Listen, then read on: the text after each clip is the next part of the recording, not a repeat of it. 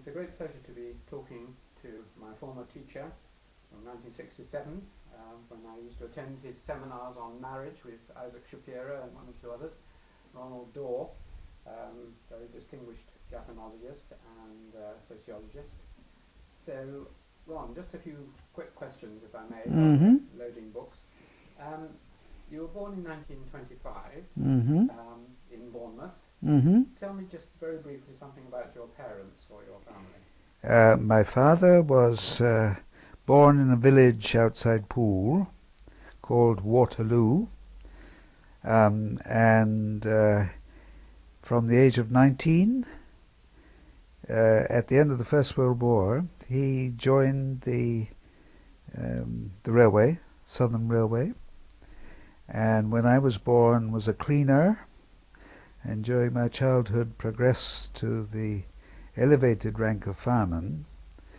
And in fact we moved to Brighton for 4 years because that way he could be promoted from cleaner to fireman 2 years, probably 2 years earlier than if he'd stayed in Brighton, because the whole system worked purely on seniority. And then we went back to Poole and he became a driver and ended with the distinction of taking the expresses from Bournemouth to London for the last 5 years of his career. Famous, wasn't there a famous... the Brighton Bell? Yes, the Brighton Bell. The Brighton Bell, there was the Brighton Bell, yes, yes. Not your father.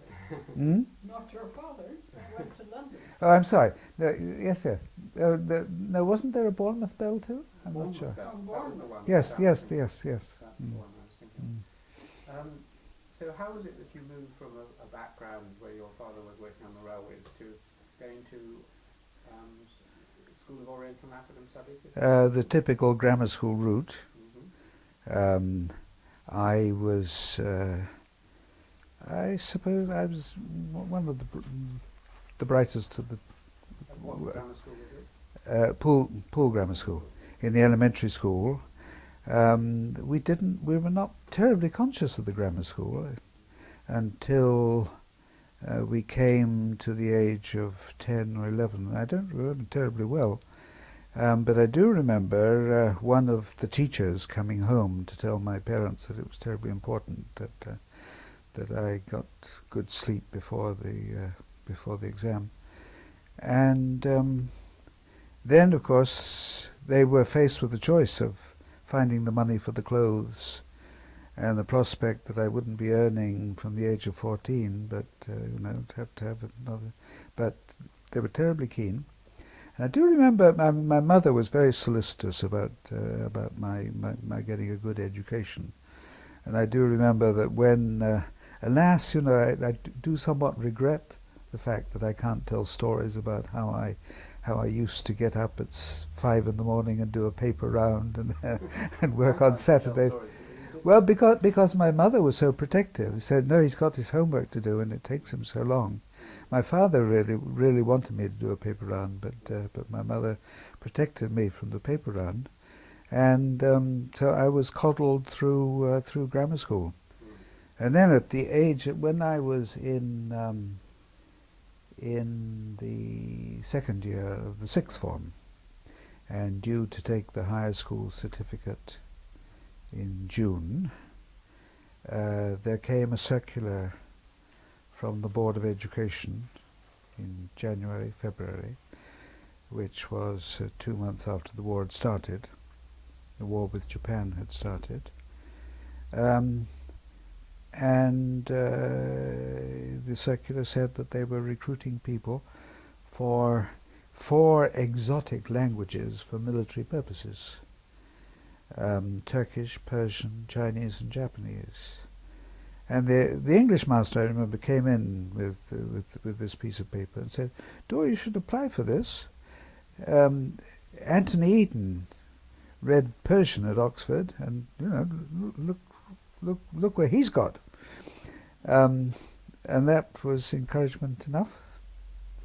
So you I did apply. applied, and we were interviewed by a formidable committee, which included This was at the School of Oriental and African Studies. No, it was in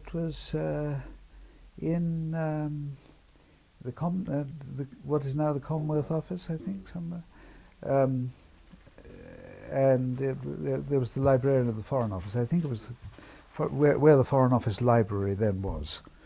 A rear admiral and a general and whatever. And I remember the rear admiral. I mean, the highlight of the interview, the only thing that has remained with me, and now remains because I've repeated the story several times, not because I directly remember it, I've no doubt, is the rear admiral who said, come from Poole, I see.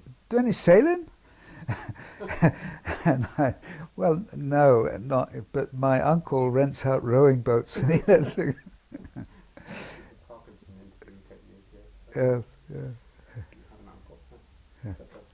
So you got in. And yes, I got in. Yes, there was a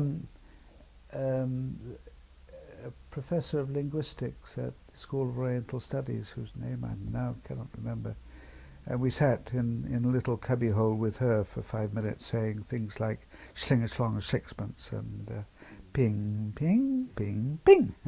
So, and then we were given a choice of the languages, and I chose Turkish as my first choice because we'd done the Eastern question at school, and I was interested. I knew where Turkey was, after all.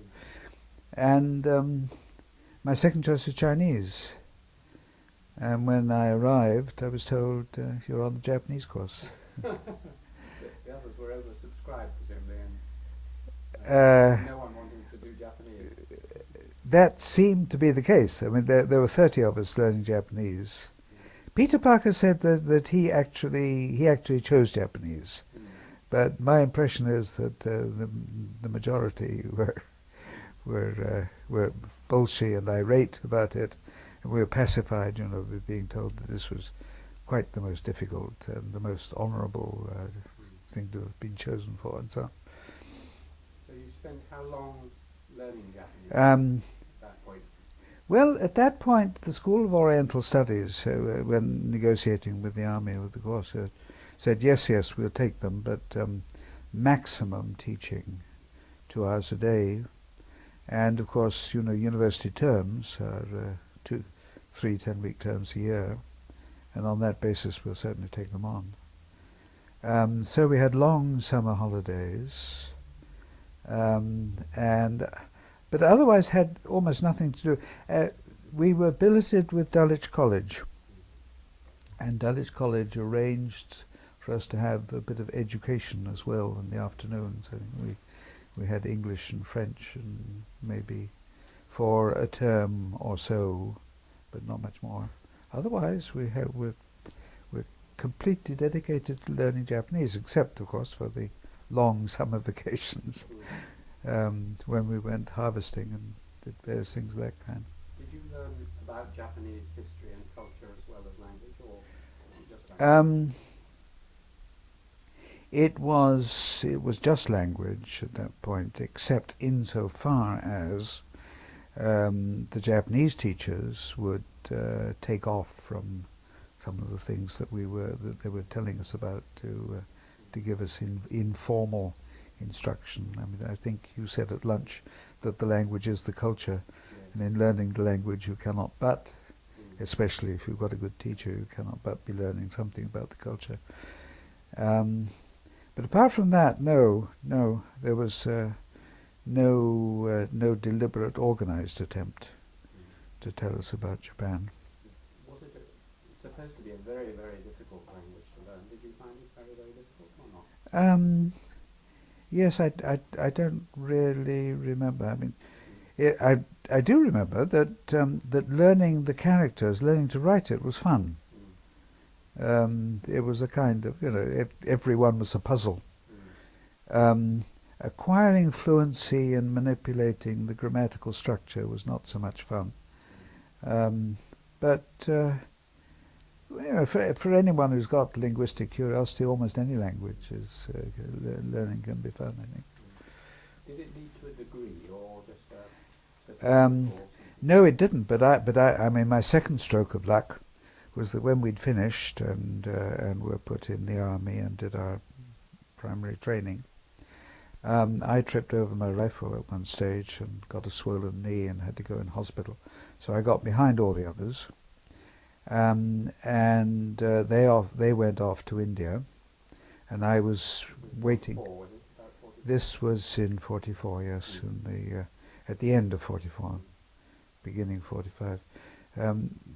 No, the end of 44, the autumn of 44. They went off to India, and I was finished my training and was ready, waiting for the next boat. And they decided that they needed to expand the courses at SOAS, but didn't have enough teachers, and I was still in the country, so I was brought back to SOAS to teach until I was demobilized in 1947, because the courses continued through 47, 48. And then, of course, I had a splendid opportunity. And I took an external degree in Japanese before I was demobilized. At London University? At London, yeah. You didn't actually have to be registered as an internal student, but I was more internal.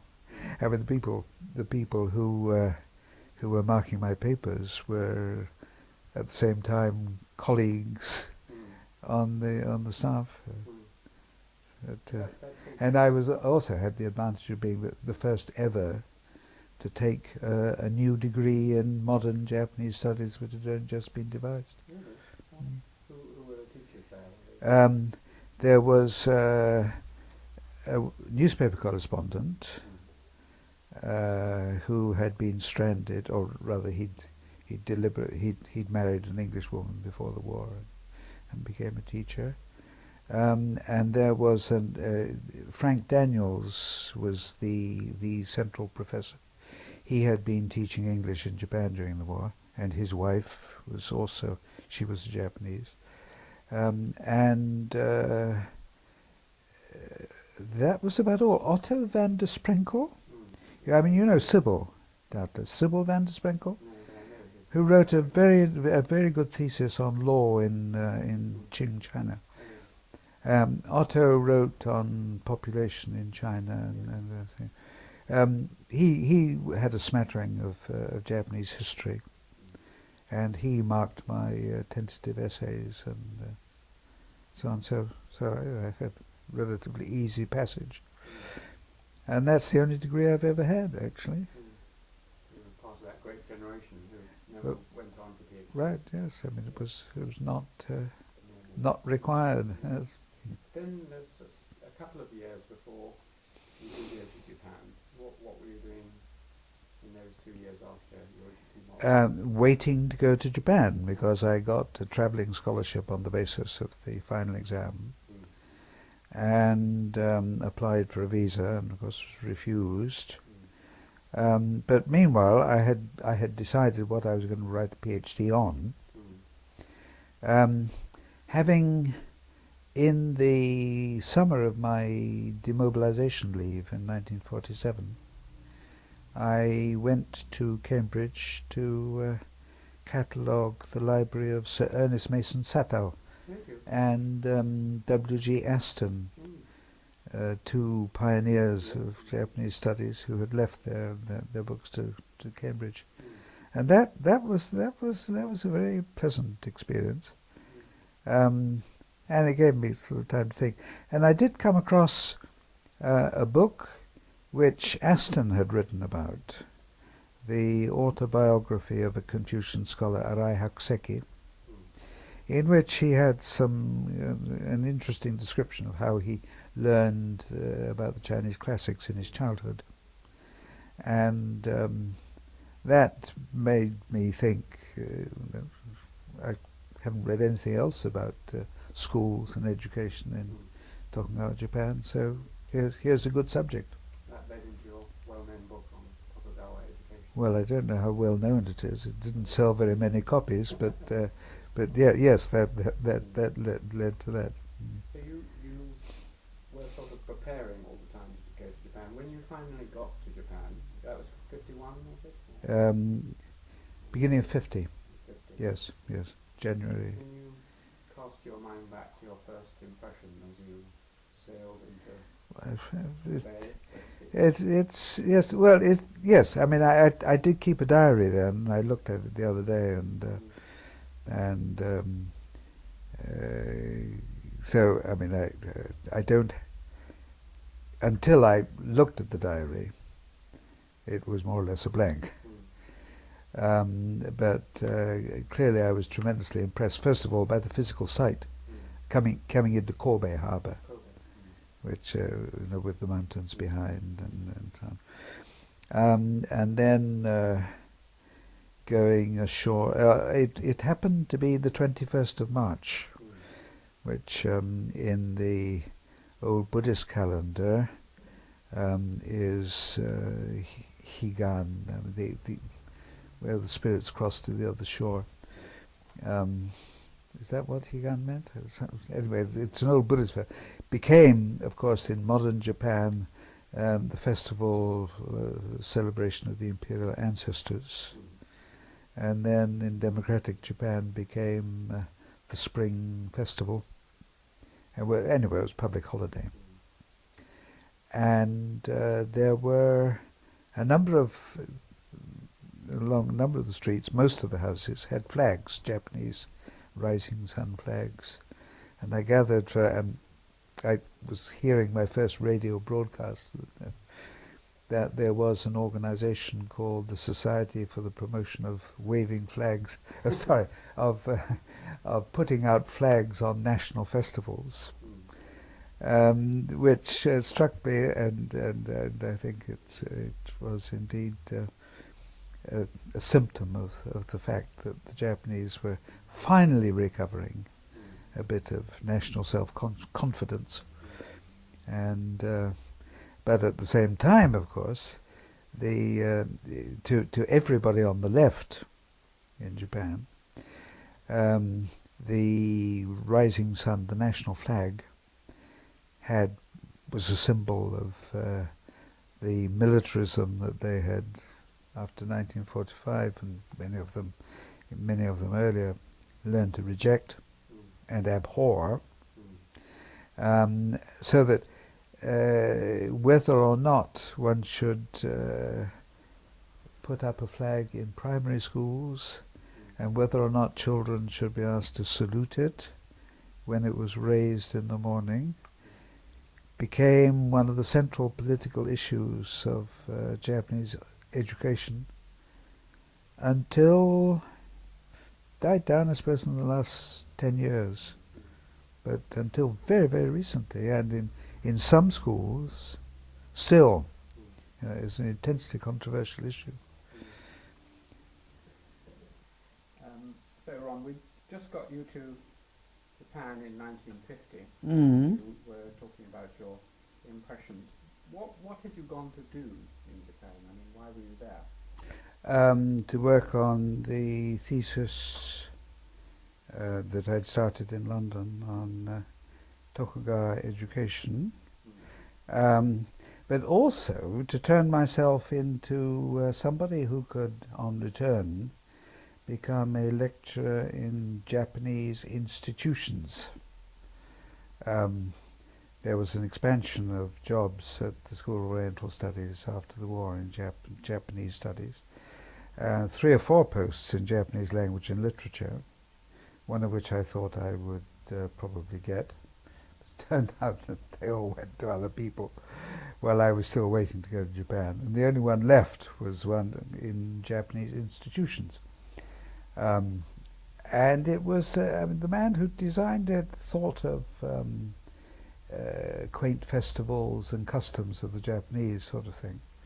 Anyway, who was it who designed it? Frank Daniels, whom I mentioned just now, the teacher, who ended up spending many years of his retired life collecting folk tales about snakes in Japan, as I recall.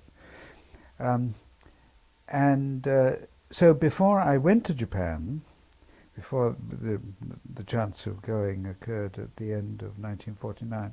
I spent the first term of that year at the LSE, or at least I took a course from Tom Marshall in social institutions, and a course in social psychology from Norman Hotov. So I was, I had some notion of what sociology was. And when I got to Japan, I registered in the sociology department as an occasional graduate student of some kind. They promised that in the end, if I wrote a thesis, they would give me some kind of certificate. It was all very, very vague and informal. But I spent 18 months there, mostly hobnobbing with the sociologists and going on research trips to villages and so on, and conceived the idea halfway through of trying to do a kind of social survey in the little precinct ward that I was living in, a ward of about 300 households. And as I recall, the first inkling of the idea of doing something of this kind was on the boat going to Japan. I was eventually smuggled in as the honorary secretary of the cultural advisor to the United Kingdom liaison mission to the Supreme Command of the Allied Powers, which was the British Embassy. And it was the job that eventually became the head of the British Council. And I lived with them for the first 6 months until a student visa was available. A splendid, fascinating character called George Fraser, Scottish poet. And we were talking, he was also something of a polymath. And he said, one day he said something like, what are you going to do in Japan? After all, you can't do a Middletown all by yourself, can you? And He knew about the Linns and the Linns, exactly. And I thought then, well, I don't quite see why not. On a kind of smaller scale. And so that was the first thing that set the idea in my mind. And then I remember when I decided that I would do it, I went along to see a couple of sociologists whom I'd got acquainted with, a couple of Americans who were working in the civil education office of the American occupation headquarters. One was Herb Passon, who was great fun. The other was John Bennett. John Bennett, who was a straight up and down sociologist from the Midwest, and I sort of tentatively, I can't remember how I presented the idea. He said, "What's your hypothesis?" You can't do research without a hypothesis. And I thought, well, maybe just sort of exploring and finding out how things were had some point in itself. You didn't, before I forget, you didn't ever meet Masao Maruyama, did you? Yes, oh yes. No, we were very good friends. Really? Yes. So, can you say something about him, because he's such a major figure in the 20th century? Absolutely, yes. What And was he like? Immensely vivacious. His eyes would sparkle, and he was totally engaged in conversation about anything. Passion for classical opera.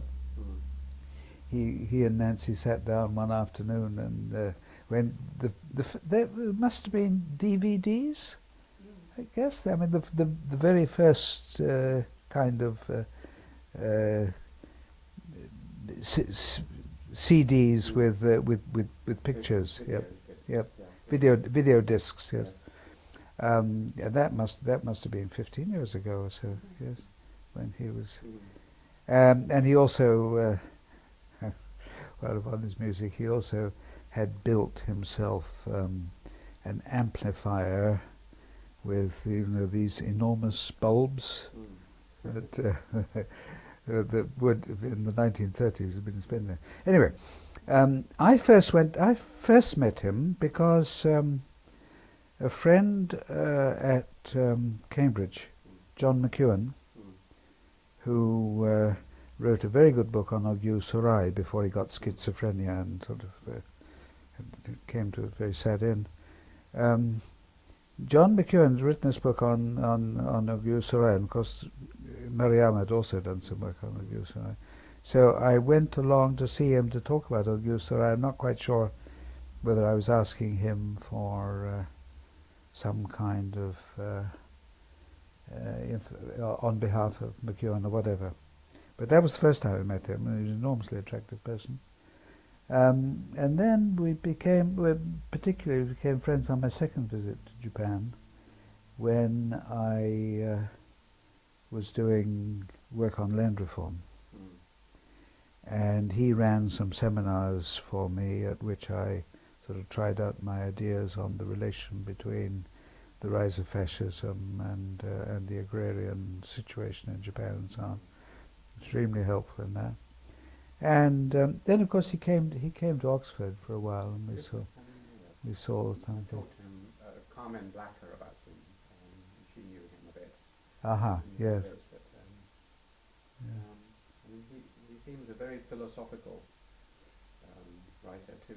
I mean, did he know a lot about Western philosophy as well as Western classical? Oh, enormously. Yeah. I mean, he was particularly well read in the German political science literature.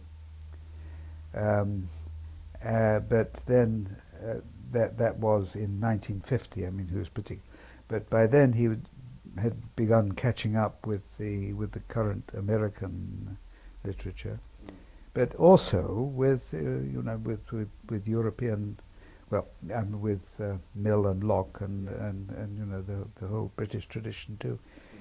No, he was a genuine polymath.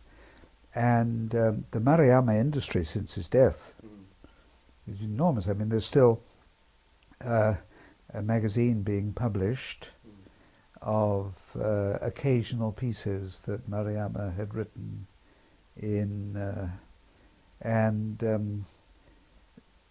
the notes that people had taken of Mariama's extemporary talks at student seminars and so on. Sort of like Adam Smith, isn't it, really? Yes, except that Mariama lived in a rather more literate society than Adam Smith, and there were far more people, where pens and pencils were cheaper, and far more people taking notes. But he had his vitality was amazing, because he had a bad tuberculosis immediately after the war. And he was one of the first people to have the operation which entirely deflates one lung. And I'm sorry. Yes. And so he lived the rest of his life on one lung. During the war, he must have been was he under house arrest or anything? I mean, No. No, he was in the army. He. Very critical, though, wasn't he? Oh yes. And in fact, he was in Hiroshima at the time the bomb dropped. Really? At some distance from the epicenter. But he's written. I read some reminiscences of his about the time of his call-up and so on quite recently, but I don't remember them very clearly. But he was obviously at that time destined to become the successor of Nambara as the professor of political science at Tokyo. Great charm. Were there any other, or are there any other Japanese scholars who you particularly admire, or you particularly remember? I mean, there must be quite a lot, but Is it possible to single out one or two Um, who've influenced you, or you? well, at that time, I suppose the sociology of law, Professor Kawashima Takeyoshi was a very influential, and a very good friend, not a social scientist, but a polymath, Kato Shuichi, who's still writing vast quantities, is was once a novelist. I mean, he's written a couple of novels. A poet. He ran a poetry magazine immediately after the war. That was his, and then went to France in order to do hematological research, and didn't do a great deal of hematological research, but he did learn a great deal about the intellectual society of Paris. He's still going very strong. I remember in 1960, I was recalling this the other day, we were at an American-inspired conference on modernization, and this was just after the great riots in Tokyo over the extension of the security treaty, the American security treaty, when for the best part of 2 months, I mean, students were demonstrating almost daily outside the Parliament buildings, and the passage of the bill was much delayed by continuous demonstrations. And Eisenhower's intended visit had been cancelled, and so on. It was the central political event of post-war Japan. I mean, apart from the surrender and the Constitution, and post-occupation Japan. And Kawashima was there, and Maruyama, and Kato, and I remember the four of us arguing about these events, and I arguing that on the whole the security treaty was a good thing, because it prevented Japan from rearming. And after all, I mean, what they really feared was a repetition of the 1930s in Japan.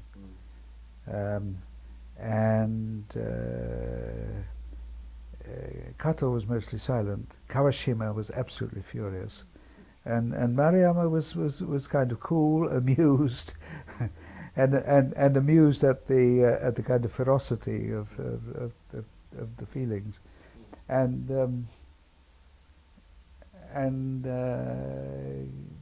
had a kind of long-term perspective on the whole thing, foresaw that the day would come. In fact, in these demonstrations in the 1960s, Maruyama was the great intellectual leader of the left-wing opposition. People of his generation still, or subsequent generation, I mean, fairly subsequent generation, still remember his one of his speeches about returning to one's beginnings, which is a good Confucian phrase. I forget whether it comes from the Analects or where it comes, but it had great resonance among the students at this time. We recently went to China, to what was Manchuria, Mm. and were of course told the stories of the Japanese occupation, and having been enormously admiring of what we've seen of modern Japan and what I've read of Japanese previous century history, we're totally puzzled at the double side. I mean, the chrysanthemum and the sword kind of opposition. How you can get a country which is so artistically and philosophically and in many ways peaceful, and then behave in the way that the Japanese behaved in Korea and China. Do you have any sort of thoughts on how you can get this? I mean, most countries are like this, but it seems more extreme in the Japanese case. Well, it was a barbarous war to start with. I mean, it was barbarous on both sides. Chinese were killing each other, you know, with very much the same sort of indiscriminate abandon as the Japanese were killing the Chinese. I think there are two things, two things happening. First, individual cruelty of individual Japanese, and that there was a lot of, undoubtedly, but not as much, I think, as the Chinese version of the occupation suggests. I think there was there was a good deal more fraternizing, a good deal more, decent human behavior on the part of Japanese soldiers than it ever appears in the Chinese narratives. And recently there was published the diaries of the German representative of Siemens in Nanking, which has a reasonably plausible account of what happened in Nanking, and it does seem that although it was quite clear that the Japanese troops were given license to kill anybody whom they thought might be a Chinese soldier who had abandoned his uniform and taken to civilian clothes. And there was certainly a certain amount of rape and pillage going on. But the Japanese officers whom this man talked to did seem to be intent on keeping a lid on this kind of thing. It was, I think we do get a picture of that war, primarily from the Tokyo War Crimes trials and from the Chinese version, which exaggerates the awfulness of Japanese behavior, which is not to say that Japanese behavior there was by any means exemplary. And it's certainly true that it compared, as everybody said, very badly with the treatment of Russian prisoners in the Russo-Japanese War. And that's pure racism. I mean, it was at the time of the Russo-Japanese War, the Japanese were seeking to join the great powers, and the codes of behavior of the great powers was something that they respected. But in the Great East Asian Wars, they came to call it, they were trying to destroy and overwhelm the Western world that had rejected them. So there were no holds barred in terms of policy, in terms of bombing and the way you conduct the war. These were members of an inferior race. But the contrast between the colonial regime in Taiwan and the colonial regime in Korea is quite striking. The Taiwanese more or less accepted Japanese dominance, and of course there was a great deal of economic development and educational development in Taiwan, as there was also in Korea. I mean, the growth of literacy under Japanese occupation in Korea was extremely rapid, and the growth of agricultural cooperative organization and so on. But there was a resistance movement in Korea. I mean, there was a very real Korean nationalism that they had to contend with, and they often did so very brutally. Coming back to but how much more brutally than we did in India? Not so very different, I would say. Coming back to Japan, many Japanese say that it's almost impossible for any outside analyst really to understand Japan, and equally impossible for the Japanese to understand Japan as well. If you had to, I mean, firstly, do you think that's true? And secondly, if one was attempting to understand it, what do you think are the sort of keys to approaching an understanding of Japanese civilization? Well, I mean, I don't think that I understand British civilization in any. I mean, I don't know what people mean when they say it's impossible to understand Japanese. I find it not much more difficult to intuit what people are really thinking from what they say in Japan than in Britain. But that is because I've spent so much time, having learned the language well at the beginning, spent so much time talking to so many different Japanese that one gets an instinctive feel for that. Now, whether being able to intuit what people are quote meaning from what they say is understanding a civilization, I don't know. But it seems to me one important element.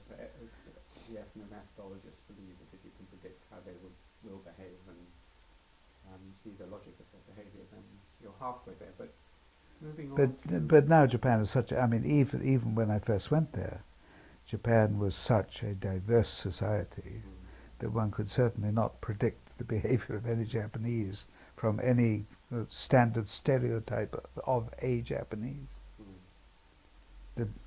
The difference in thinking and feeling between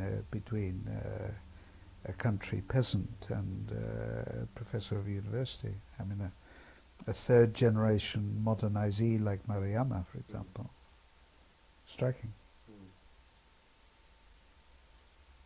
But coming back to the question of the keys or the ways to help someone who is starting on the study of Japanese civilization, are there certain things you think they should look at, or I mean the art or the garden architecture or sense of humour, or where would one start, you think? I think I mean it's such a whole that the only thing is to soak yourself in everything. I mean I mean there are a lot of people in Wisley who are who know an enormous amount about gardens in this country, but that's not typical of the English character. Similarly, there are a lot of people. I mean, the taste for going to see fine gardens is much more widely diffused in Japan than it is in Britain, than it is in Italy, say.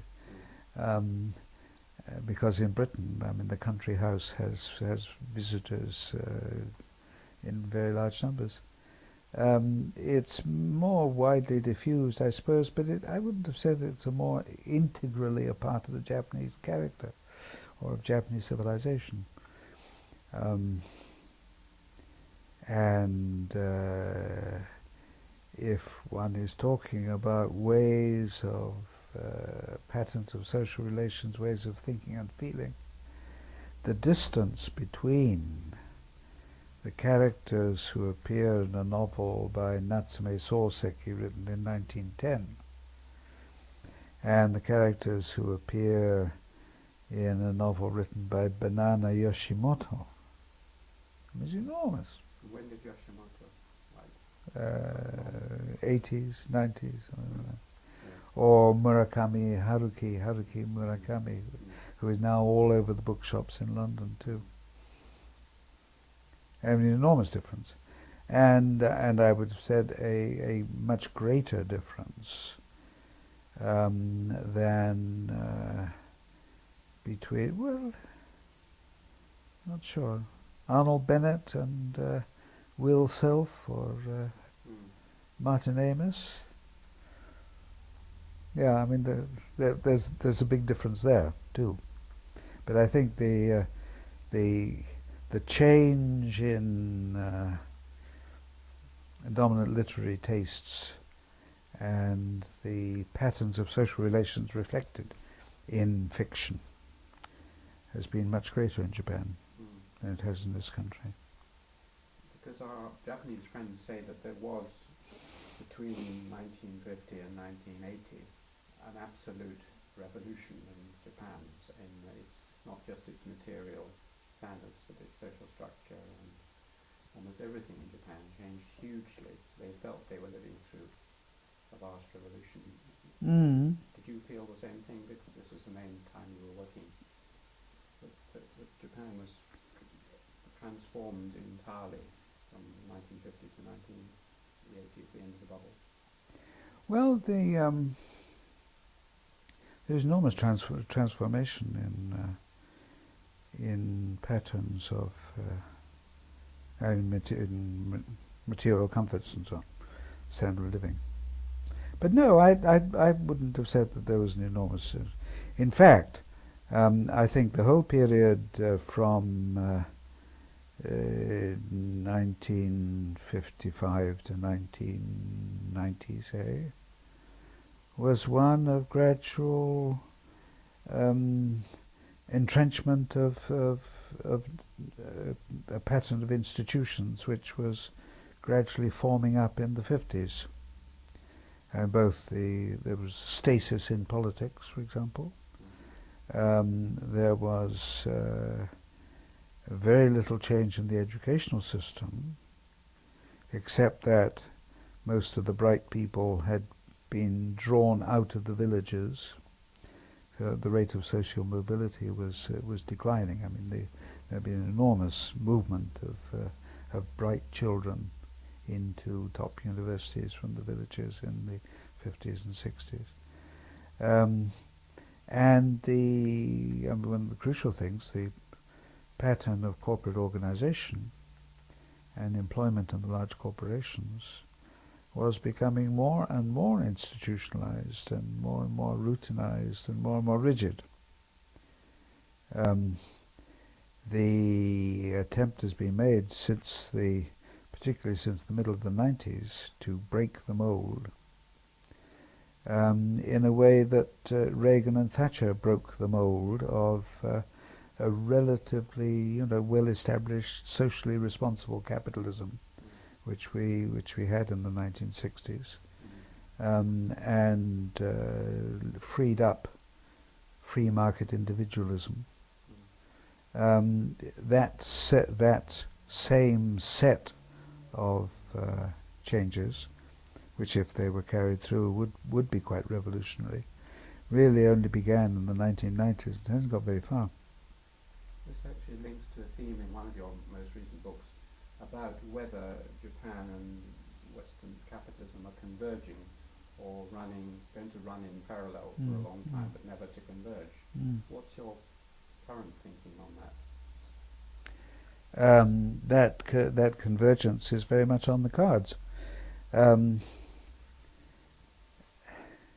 Though it does now become slightly more problematic. I mean, if the American economy goes down for a prolonged period, I mean, if anything even approaching the 1930s is repeated, then a lot of the people who are trying to change the economic structure of Japan, the structure of capitalism, on American lines, will have one of their major arguments removed. I mean, already two things gave an enormous spurt to the Americanizers. I mean, it's not a matter of convergence as a result. There is some convergence as a result of the inner evolution of the fact that fewer and fewer of economic transactions are a smaller and smaller proportion of economic transactions are conducted face to face or even over the telephone, and are much more arm's length. I mean, that has an inevitable effect in diminishing the role of trust and increasing the role of legal institutions, legal enforcement of contract in the society. So there is that element of internal evolution, the working through of the system, which leads to convergence. But the dominant force of convergence is imitation of the admired pattern of America. And of course, the admiration which inspired the reformers, and which was their constant theme in the late 1990s, was first of all the dynamism of Silicon Valley. I mean, the capacity to innovate of the American economy, which they thought the Japanese lacked. And secondly, the enormous profits, of course, of American corporations, and the fact that they were squeezing far more out of. It wasn't so much that productivity growth rate was higher, but profit rates were, of course, very much higher.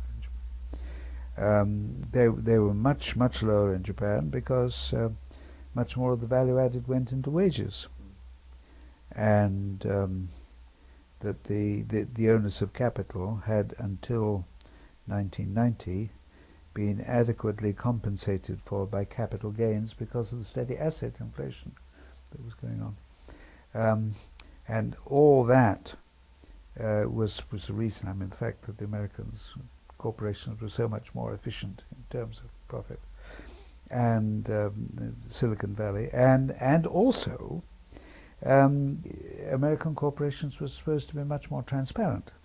I mean, the corporate governance, boardrooms run by external directors, who kept an eye on managers and stopped them from cheating. Now, the collapse of Silicon Valley and of NASDAQ and the whole technology bubble, and then Enron and WorldCom showing that the most supposedly transparent accounting systems can, when you have a system of stock options which reward managers for share manipulation, can nevertheless lead to dishonesty on an enormous scale. People are beginning to have doubts about the corporate governance reforms that the reformers have been advocating. I mean, whether or not there's going to be more convergence over the next 10 years, or not, it seems to me extremely unpredictable. Might there be more convergence with China? Because they've always felt ambivalent towards China, a fear and a certain respect. And China, of course, is growing very fast and in a mixed model. Yes. Yeah. Yeah, a mixed model in which, at the moment, the American style of cooperation is dominating. Nevertheless, there is there's still the kind of ground base of Chinese ethical culture, which is very similar to that of Japanese. I mean, the sense of duty and obligation and so on. And there is also still a very strongly institutionalized practice of lifetime employment in the ex-state-owned organizations. And of course, there's still a very heavy public element in the ownership of industry, in spite of their attempts to grow a stock market that will be as much a reflection of a mirror of the true value of companies as it is in the United States, supposedly. But I think whether or not China and Japan will emerge with similar institutions depends very much on the development of the strategic relationship between China and the United States. I mean, there is a very good reason for. I mean, there is a very plausible scenario which one could elaborate, which has China and the United States in the same sort of Cold War competition as China and Russia were for the whole of the period until 1990, as US and Russia were until 1990. I mean, China has enormous intellectual resources. It is expanding its science and technology university departments at a great rate. The sense of resentment at the fact that American spy planes can, with impunity, patrol outside China's territorial waters, but the idea of a Chinese spy plane getting near the coasts of Oregon would be, I mean, totally unthinkable. And that inequality, that imbalance, produces a sort of feeling that was produced in Japan by the Washington and London naval treaties, which confined Japan to having only 3 battleships for every 5 that Britain and the United States should have, and so on, keeping them in their place. And when the United States, what was the strategy document which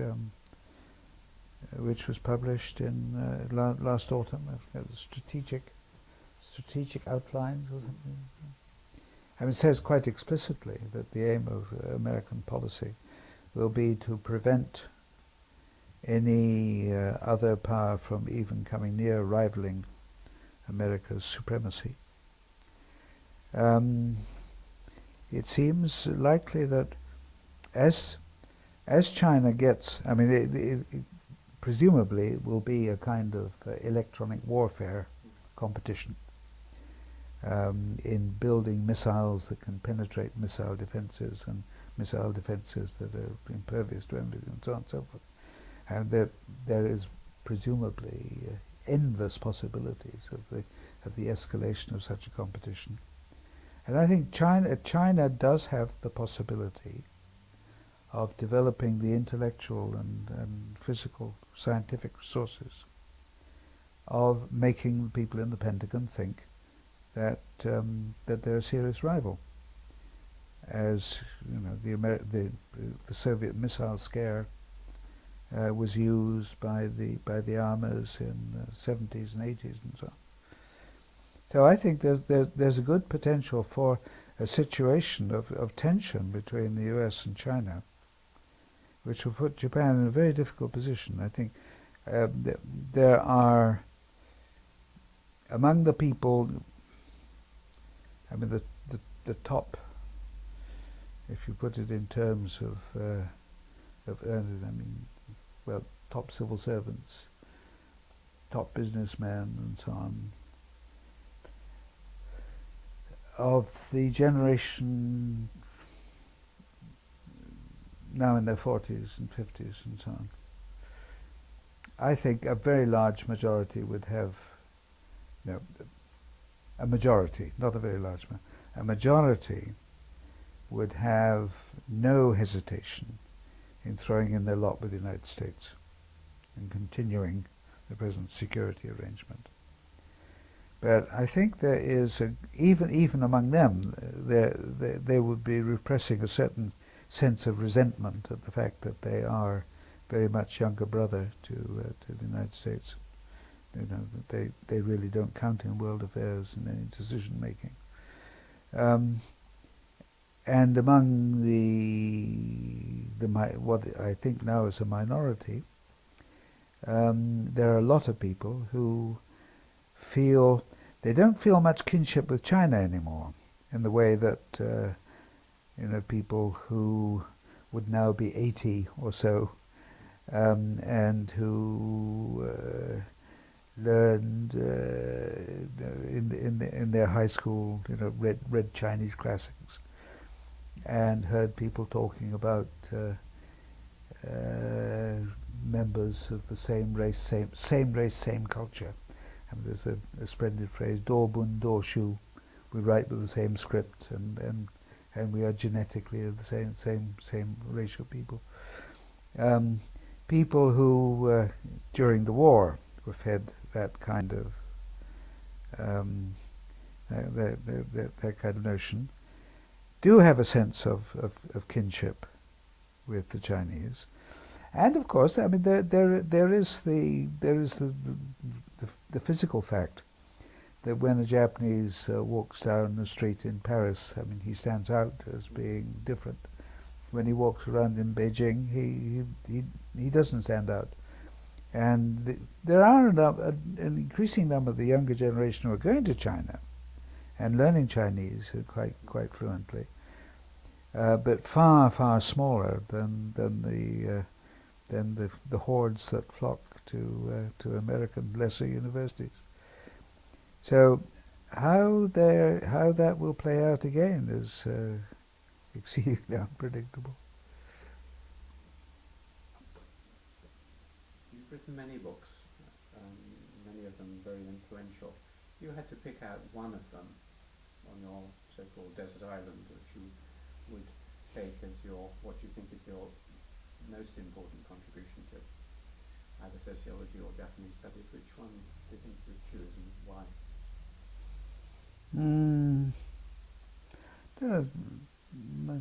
Contribution, but perhaps the most, well, I don't know, most original, I think, is probably Diploma Disease. But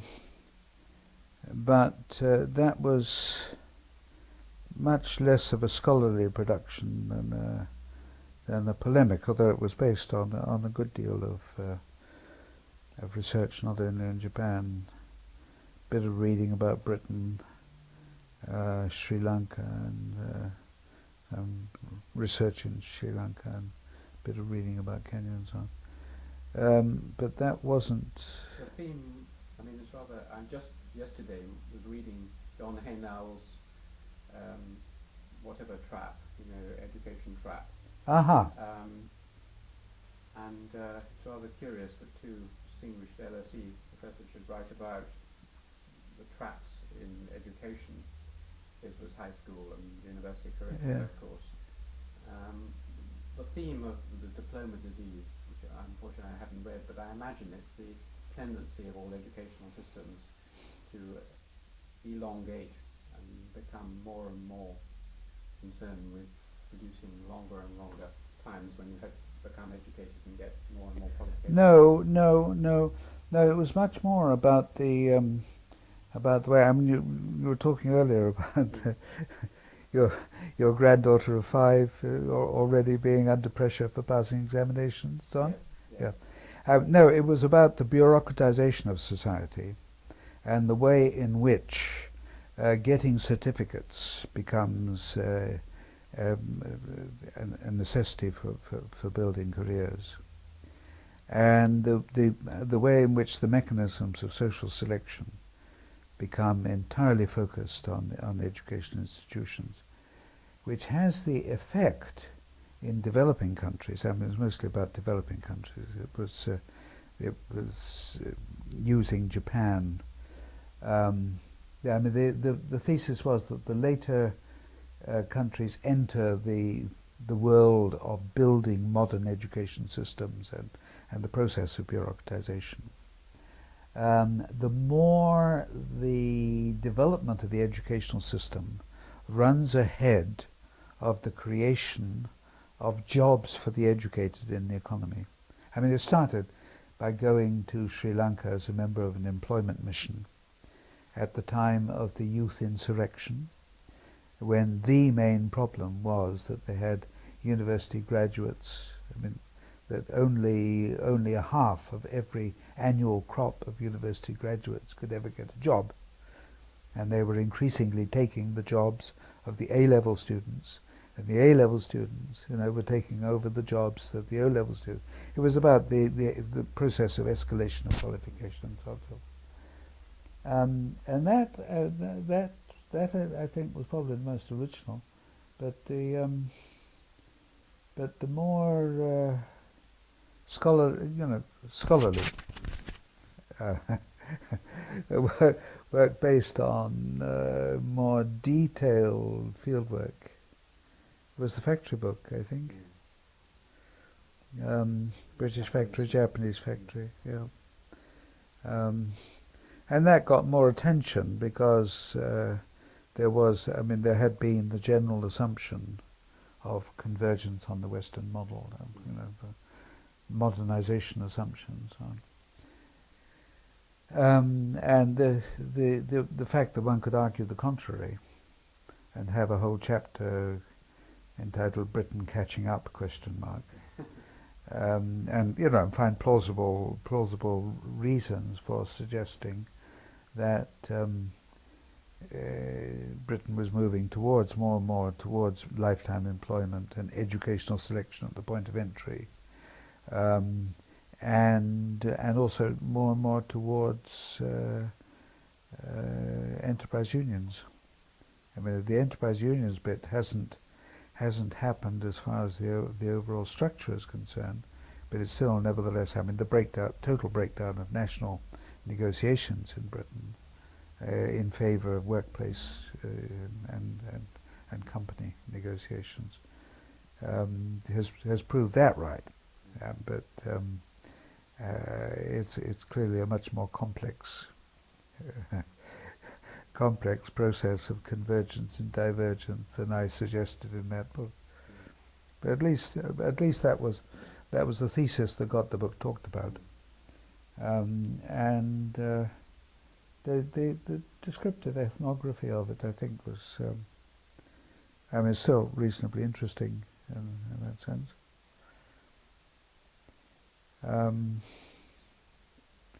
But it's still not as readable. I mean, the most readable book I think I produced is the one on the village called Shinohata,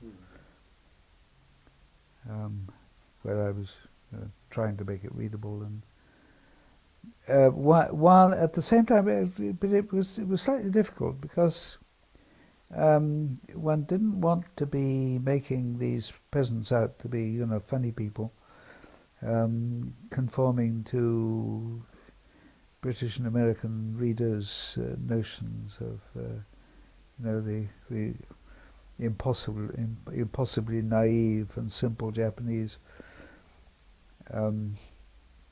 So there were, particularly in reporting things of the family that I live with, and whom I had a great respect and fondness. One problem, of course, was telling stories that they had told me about other villagers, which, had it got back to the other villagers, they would know who had told these stories to their detriment. That was one problem. But the other was this problem of not making them out to be comic yokels. But there was a lot of good material to make it a readable book. Turning to the other question I want to ask you about, I mean, you've gone alongside many distinguished academics, both in Sussex and in the LSE and in other places where you've taught. One of them I particularly want to ask you about because I've interviewed, or at least known him very well, is Ernest Gellner. And you were born in the same year and had sort of a parallel career in some ways, branching across disciplines. Is there anything you'd like to say about Ernest, either as a person or as an academic? Oh, he was just a splendid person. I first, in that term, when I decided to turn myself into a sociologist in 1949, Ernest was giving a course. I mean, he'd just joined the LSE, and was giving a course of lectures on political philosophy. that I went to. I found them extremely knotty, difficult. But he was then a very insecure, very diffident person. But one immediately felt, what warmth there was, but I then didn't see him again until we became colleagues in 1960 at the LSE. And we were joined not by some kind of mutual sympathy, but also by joint dislike of people like yes, especially Donald McRae. Yes. So I think he's dead, is he? Oh, I don't. Yes. Poor Donald met a sad end. Yes. And Ernest. Well, I mean, we had a great deal in common, and I enjoyed reading his books. I thought very frequently that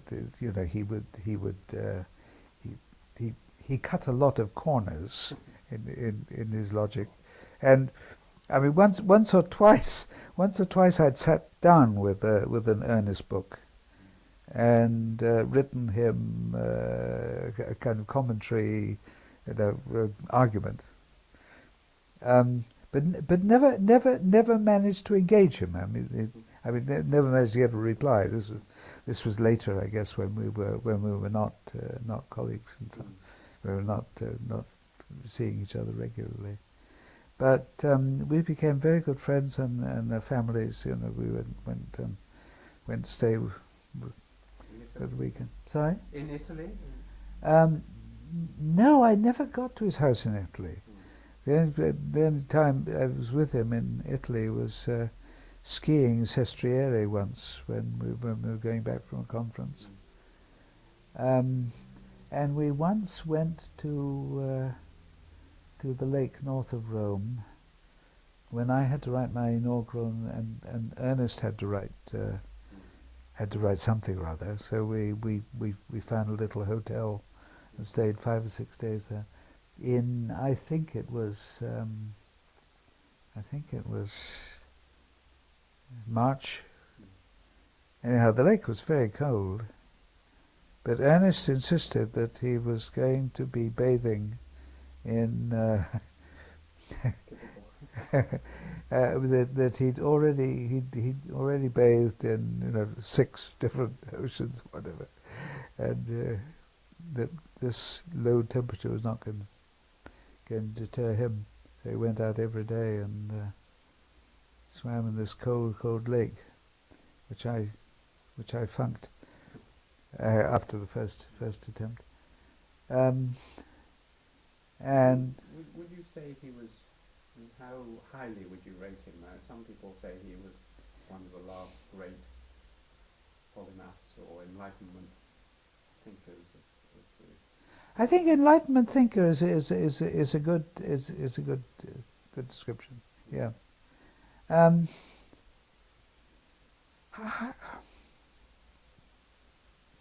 mean, I would rate him very highly. Whether he would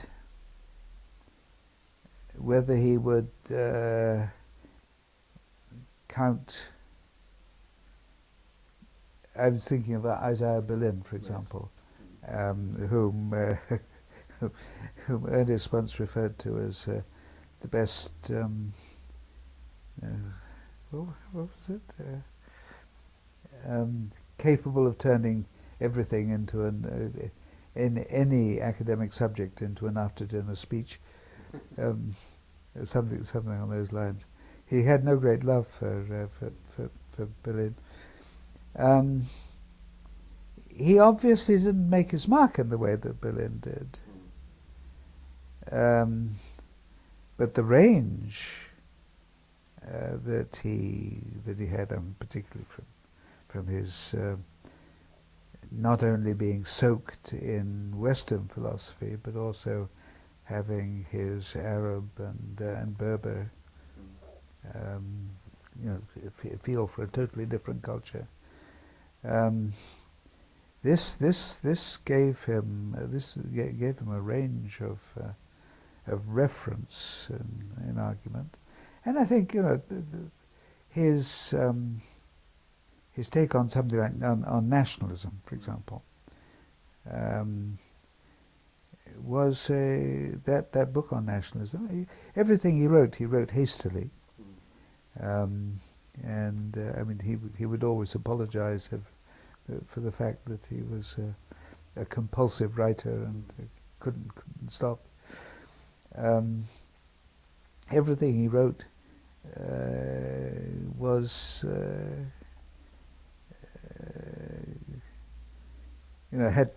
had every 10 pages or so there was something that struck him. My God, I wish I'd thought of that kind of thing. And as I say, on nationalism, for example, I thought he had. I mean, of all the books that have been written on nationalism, this is one of the best, I think. Is there anyone else? I mean, I'd like to go on, and I hope we'll have another chance to talk. But is there any other person, either at the LSE or elsewhere, who has particularly engaged you or influenced you? In the early days at the LSE, David Glass, and his work on. I mean, he was a terribly cynical sort of person, and I mean, totally different from Ernest, but his very careful empiricism influenced me a good deal in the very beginning, and he got me interested in population studies at an early stage, which is good. Who else? I've had very few close friends and mentors, I guess, in outside of the field of Japanese studies. I mean, and most of the people in Japanese studies were contemporaries and colleagues rather than mentors, and sources of influence.